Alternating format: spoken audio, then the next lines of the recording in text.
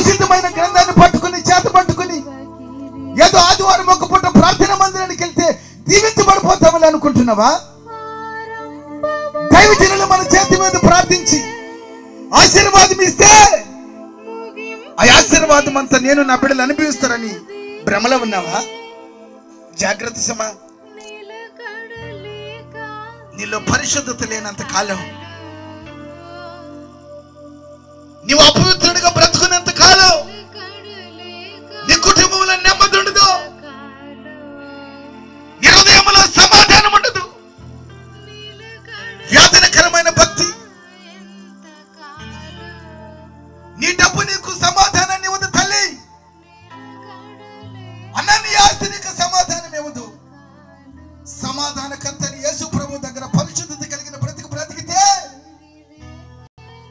సమాధానం ఇచ్చిన దేవుడు యేసయ్యని పక్షాన నిలుస్తాడు.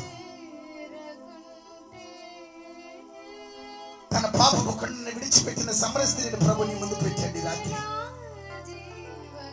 ఒకటేమో కుటుంబాన్ని రాత్రిని ముందు పెట్టాడు ఆయన.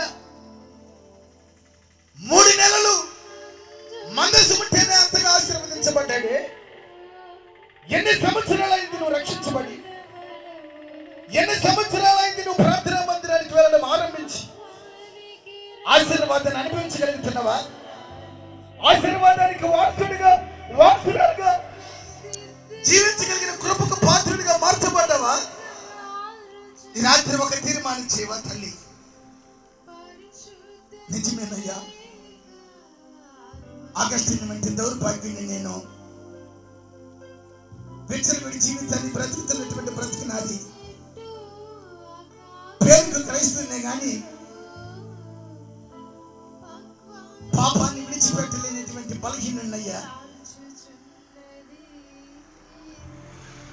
మేలైనది చేయాలని ఆశుద్ధి గాని చేయకూడదు కూడా చేసి నడిపించబడుతున్న దుర్మార్గుని నేను.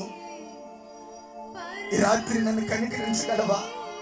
హల్లెలూయా, ఆమేన్. ఈ రాత్రి నీ దయను నా మీద చూపగలవా ప్రభువా? నీ బలమైన సన్నిధి రాత్రి నాకు ఇవ్వగలవా?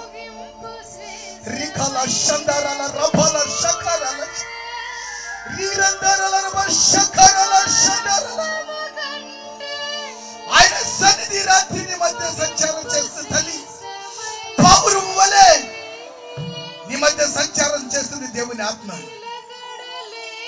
ప్రభు సన్నిధిలో ఒప్పుకొచ్చి ప్రభు సన్నిధిలో పశ్చాత్తాపడి ప్రభు దగ్గర ఒక పరిశుద్ధత కలిగిన జీవితం కొరకు ఒక తీర్మానించి, ప్రభువా చాలు ఇప్పటి వరకు నేను జీవించిన అపవిత్రమైన జీవితం, చాలు ఇప్పటి వరకు విచ్చలవిడి జీవితాన్ని జీవించిన జీవితం, ఈ రాత్రి ఆగస్టునికి ఇచ్చిన కృప నాకు ఇవ్వవా?